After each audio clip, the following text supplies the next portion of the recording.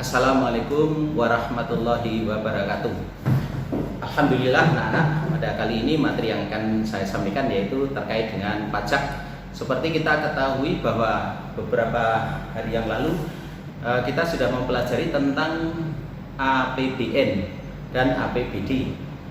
Nah, salah satu poin yang ada di APBN atau APBD yaitu mengenai pajak. Betapa pentingnya pajak bagi suatu negara, karena tanpa pajak maka negara ini barangkali tidak bisa berbuat banyak untuk meningkatkan kesejahteraan masyarakat.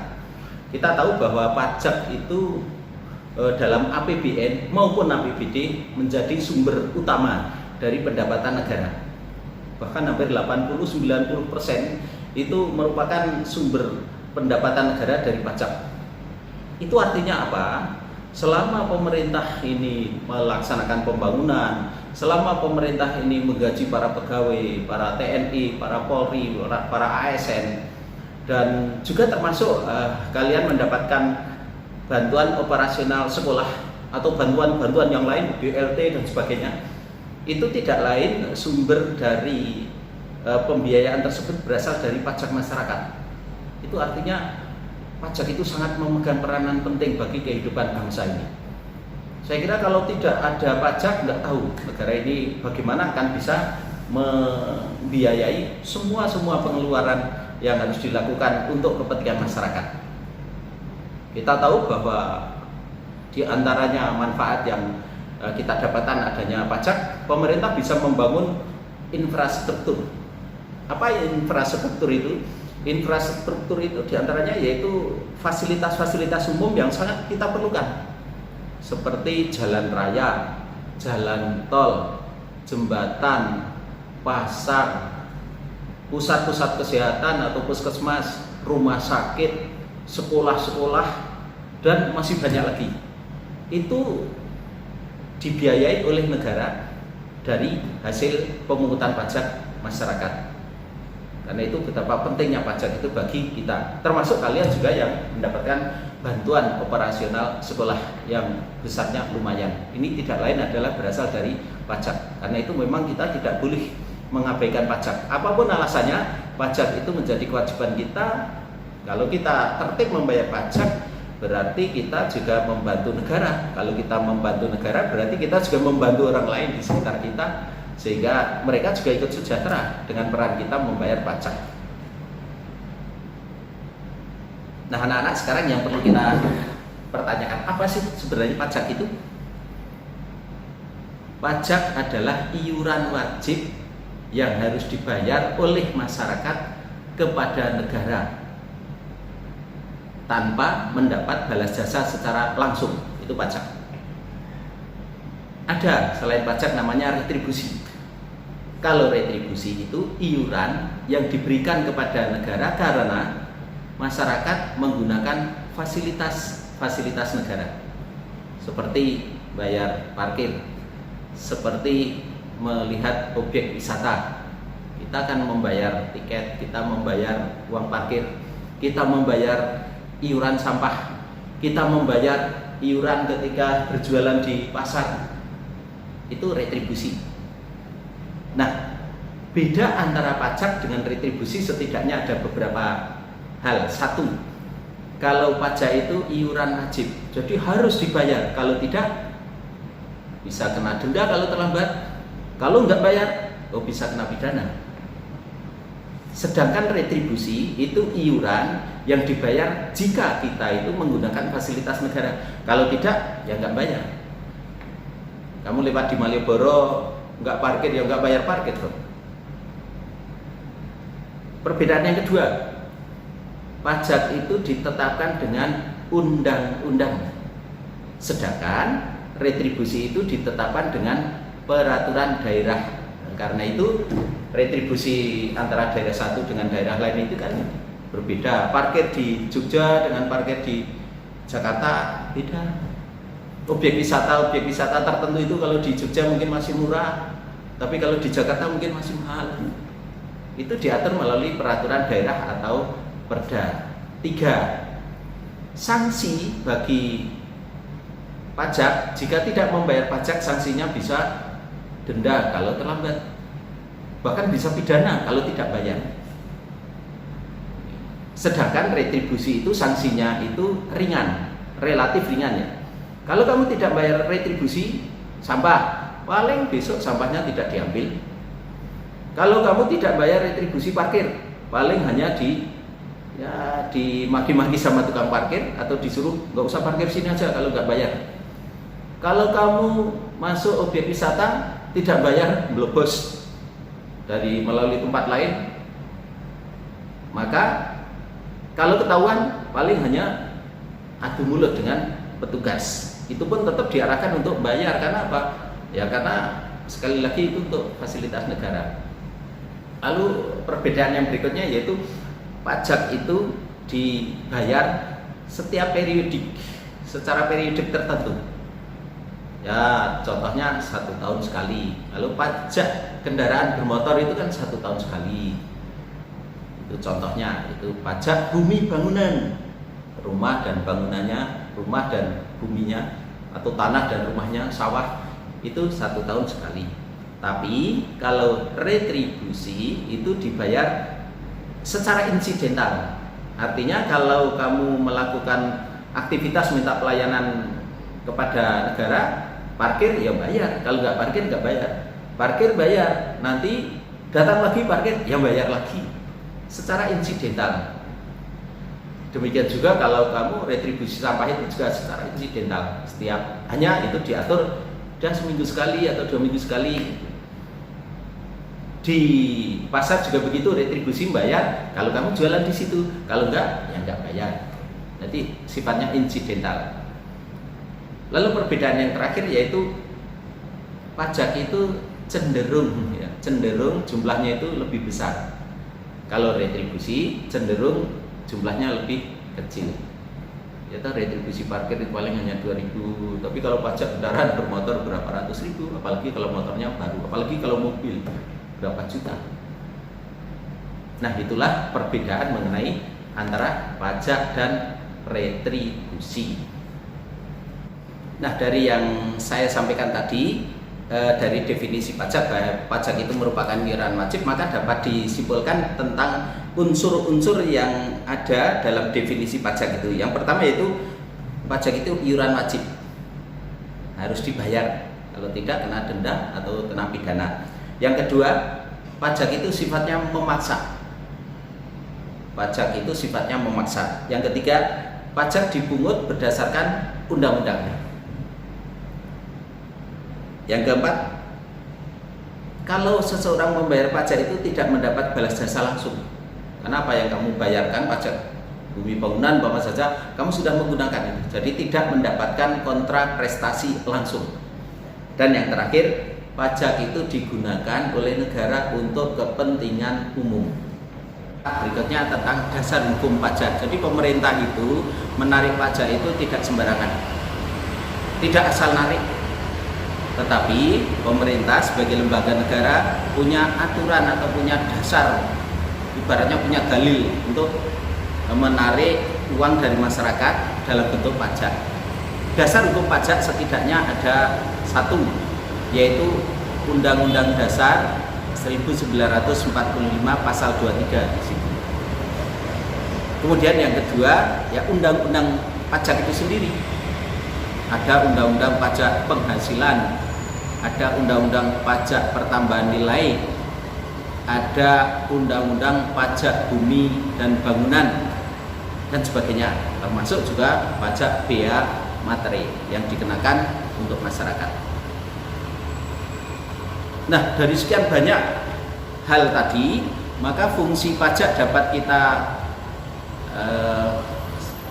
berikan menjadi beberapa fungsi pajak. 1, fungsi pajak itu fungsi budgeter atau fungsi anggaran. Apa yang dimaksud dengan fungsi anggaran? Fungsi anggaran di sini yaitu pajak sebagai sumber pendapatan negara. Pajak berfungsi untuk membiayai pengeluaran-pengeluaran yang dilakukan oleh negara. Seperti saya sampaikan tadi, untuk membangun jalan raya, untuk membangun stadion, untuk membangun jembatan, untuk membangun irigasi, untuk membangun dermaga dan lain-lain. Untuk menjalankan tugas-tugas negara dan melaksanakan pembangunan, negara butuh biaya ya dari pajak itu. Biaya ini tentu dapat diperoleh dari pajak. Itulah fungsi budgeter atau fungsi anggaran. Yang kedua yaitu fungsi pajak, yaitu fungsi regulation, fungsi mengatur. Pajak bagi pemerintah bisa untuk mengatur pertumbuhan ekonomi melalui kebijaksanaan pajak tentunya. Bagaimana pemerintah pengen mendapatkan uang yang banyak, pajaknya ditingkatkan saja, atau pajak diturunkan untuk meringankan masyarakat. Itu kan untuk mengatur ritme kegiatan ekonomi atau pertumbuhan ekonomi. Dengan fungsi mengatur, maka pajak bisa digunakan sebagai alat untuk mencapai tujuan kebijakan ekonomi. Di fungsi pajak mengatur atau regulated. Yang ketiga yaitu fungsi stabilitas. Apa yang dimaksud dengan fungsi stabilitas pajak ini? Dengan adanya pajak, pemerintah memiliki dana untuk menjalankan kebijakan yang berhubungan dengan stabilitas harga, sehingga inflasi itu dapat dikendalikan. Jadi untuk menstabilkan harga sehingga inflasi atau kenaikan harga itu bisa ditekan atau bisa dikendalikan. Hal ini bisa dilakukan antara lain dengan jalan mengatur peredaran uang. Jadi peredaran uang di dalam masyarakat itu diatur dengan pemungutan pajak, termasuk juga serta menggunakan pajak yang efektif dan efisien. Jadi sekali lagi pajak bisa digunakan sebagai fungsi stabilitas. Yang keempat yaitu fungsi redistribusi pendapatan. Apa maksudnya? Pajak yang sudah dipungut oleh negara itu akan digunakan untuk membiayai semua kegiatan atau kepentingan umum, termasuk juga untuk membiayai pembangunan, sehingga dapat membuka kesempatan kerja yang akhirnya dapat meningkatkan pendapatan masyarakat sehingga masyarakat dapat sejahtera. Jadi itulah ada 4 fungsi pajak: fungsi anggaran, fungsi mengatur, budgeter atau regulated. Fungsi regulated itu fungsi mengatur, lalu stabilitas, lalu redistribusi pendapatan. Anak-anak, berikutnya mengenai tarif pajak. Ada 4 macam tarif pajak. Saya berikan semacam bagan ini ya. Ini umpama saja dasar pajak. Dasar pajak. Tarif pajak itu ada 4. 1. Tarif pajak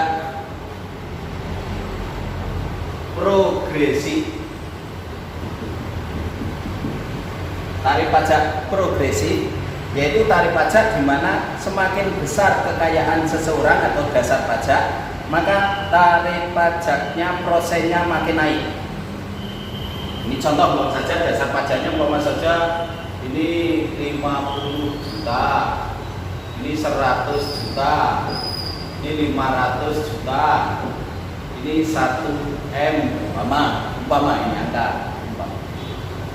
Progresif itu makin besar dasar pajak, tarifnya makin besar persennya. Umpama ini hanya 10%, ini menjadi 12%, ini menjadi 14%, ini menjadi 16%. Jadi makin besar dasar pajak, tarifnya makin tinggi persentasenya. Tarif pajak berikutnya yang kedua yaitu regresif. Apa artinya tarif pajak regresif? Tarif pajak regresif yaitu tarif pajak di mana makin besar dasar pajak, tarifnya makin menurun persentasenya. Makin besar dasar pajak, persentase tarifnya makin menurun. Contohnya, umpama ini waktu penghasilannya kena pajak 50 juta, tarifnya 10%. Kalau makin kaya seseorang, tarifnya makin apa? Dasar pajaknya makin tinggi, tarifnya 8%. Makin besar lagi, tarifnya malah turun. Makin besar lagi, tarifnya menjadi turun. Ini kan regresif. Makin besar kekayaan orang, dasar pajaknya makin besar, persentase tarifnya makin menurun. Ini contoh. Yang ketiga yaitu tarif digresif.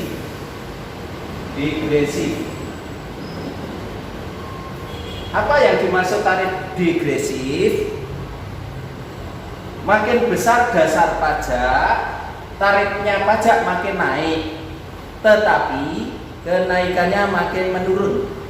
Saya ulang, makin besar dasar pajak, tarif pajaknya, prosentasenya makin besar, tetapi kenaikan persentase pajaknya itu makin menurun. Coba contoh ini, waktu dasar pajaknya 50 juta 10%, tapi ketika dasar pajaknya naik, ya naik jadi 13%. Ketika penghasilannya naik, dasar pajaknya naik, ya naik juga menjadi 15%. Ketika penghasilannya naik, dasar pajaknya 1 miliar, ya tarifnya pajak juga makin naik 16%. Coba perhatikan, ini naik, tapi kenaikannya makin menurun. Ini naik berapa? 3 poin. Ini naik berapa? 2 poin. Ini naik berapa? 1 poin. Ini naik 3%, ini naik 2%, ini naik 1%. Naik, tapi kenaikannya menurun. Itu namanya digresif. Yang terakhir namanya tarif pajak proporsional.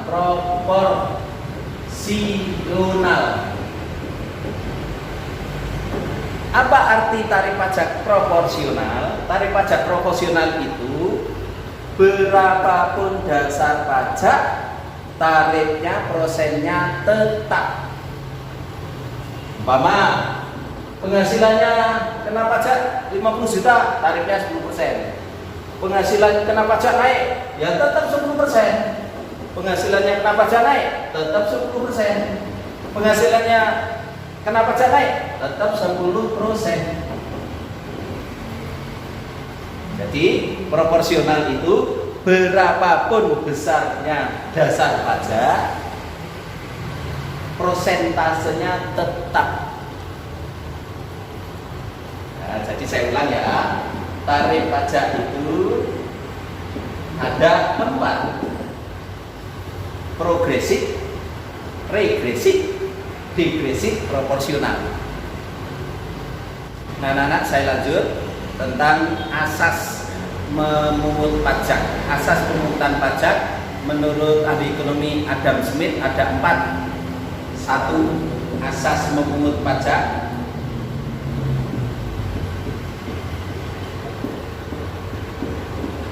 1. Pajak harus adil dalam memungut. Adil, equity. Tidak boleh pilih kasih dalam memungut pajak. Semuanya dipungut sesuai dengan kemampuannya, sesuai dengan statusnya, sesuai dengan objek pajaknya.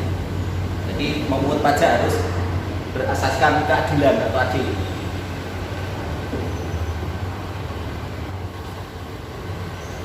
Yang kedua, pemungutan pajak harus pasti. Harus pasti. Nilai, ya. Nilai, ya. Harus pasti. Kapan orang bayar pajak, berapa besarnya orang membayar pajak, harus jelas hitungannya. Supaya kesadaran orang untuk membayar pajak itu ya bisa jelas, bisa meningkat. Bahkan orang senang membayar pajak karena ada kepastian kapan dipungut, berapa besarnya yang harus dipungut, hitungannya kayak apa. Yang ketiga, pemungutan pajak harus berasaskan layak.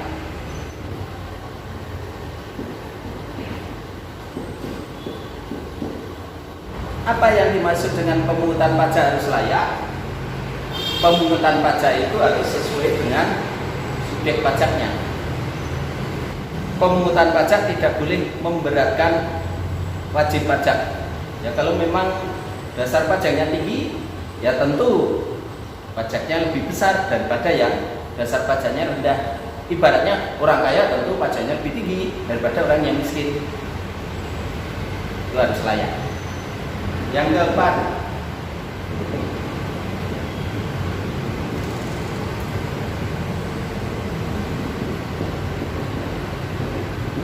keempat, pemungutan pajak harus ekonomi. Artinya apa? Pajak itu setelah ditarik oleh negara harus bisa untuk mengembangkan ekonomi, tidak boleh memberatkan ekonomi masyarakat. Bahkan nantinya dengan pajak yang terkumpul di negara itu bisa digunakan untuk meningkatkan pertumbuhan ekonomi masyarakat. Baiklah, kita lanjut anak-anak. Jenis-jenis pajak atau macam-macam pajak. Jenis atau macam pajak dibedakan menjadi 3. 1. Berdasar sistem pemungutannya. 2. Berdasar lembaga yang memungut. 3. Berdasar sifatnya. Berdasar sistem pemungutan,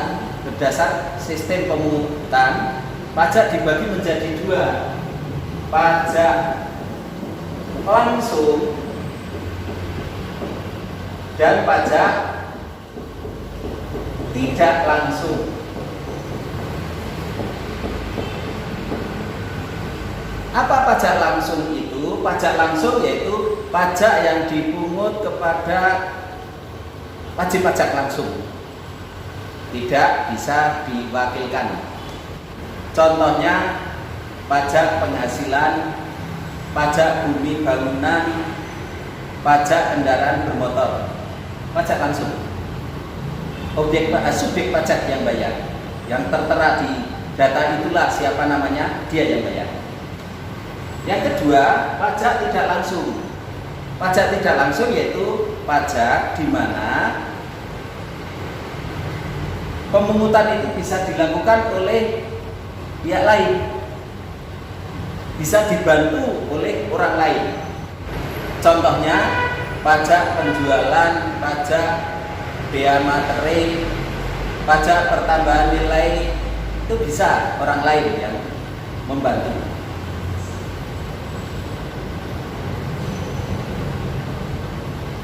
Yang kedua, pajak berdasarkan lembaga yang memungut.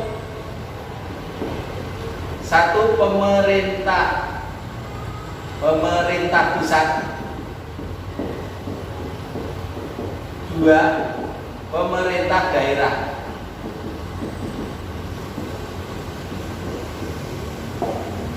Apa yang dimaksud dengan pajak pemerintah pusat? Yaitu pajak yang memang ditarik, yang disetor untuk pemerintah pusat.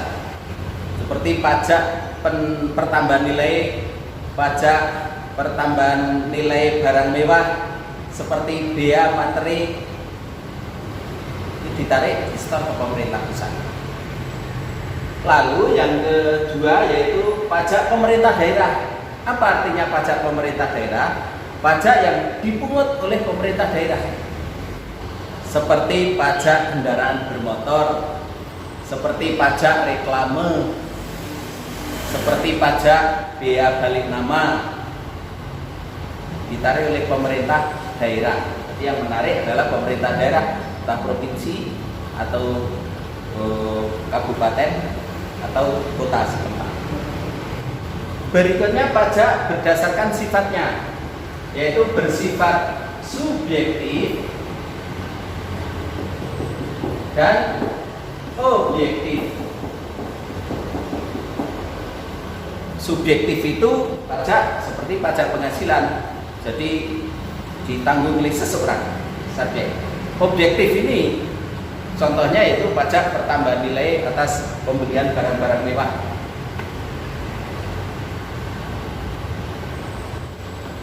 Berikutnya anak-anak, yaitu sistem pemungutan pajak. Ada 3 sistem pemungutan pajak.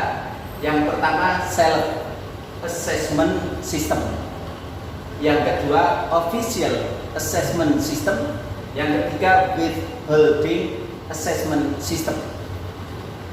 Apa yang dimaksud dengan self assessment system? Kamu ingat selfie?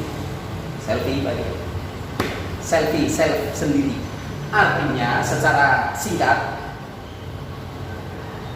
hitungan pajak bisa dilakukan oleh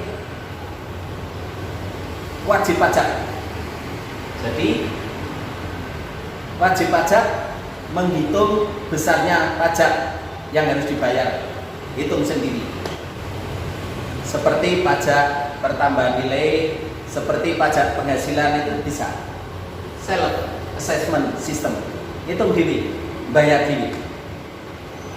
Yang kedua yaitu official assessment system, artinya yang menghitung pajak itu adalah petugas pajak fikus atau petugas pajak itu fikus. Sudah dihitungkan pajaknya, wajib pajak tinggal bayar. Contohnya seperti kalau kita bayar pajak bumi bangunan, sudah ada di SPT itu berapa luasnya, berapa nilai jual objek pajak, berapa harus bayar pajak, sudah tertulis, tinggal bayar.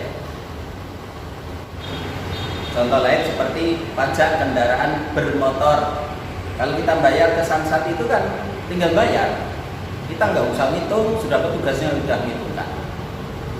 Itu official assessment system. Yang hitung pajak, besarnya pajak adalah petugas pajak. Yang ketiga yaitu withholding assessment system. Apa artinya? Yang menghitung besarnya pajak, yang menghitung berapa pajak harus kita bayar, yaitu pihak ketiga. Bukan pemerintah, bukan subjek pajak, tapi pihak ketiga. Ini contohnya bisa PPH juga bisa, PPN pajak pertambahan nilai juga bisa. Jadi sistem pemungutan pajak ada self assessment system, official assessment system, withholding assessment system. Baiklah anak-anak, karena waktu sudah cukup dan sampai di sini dulu materi yang saya sampaikan. Sampai bertemu dalam materi yang akan datang. Tentunya kamu harus rajin belajar. Semoga ilmu kamu bermanfaat untuk kepentingan dunia dan akhirat. Saya akhiri. Wassalamualaikum warahmatullahi wabarakatuh.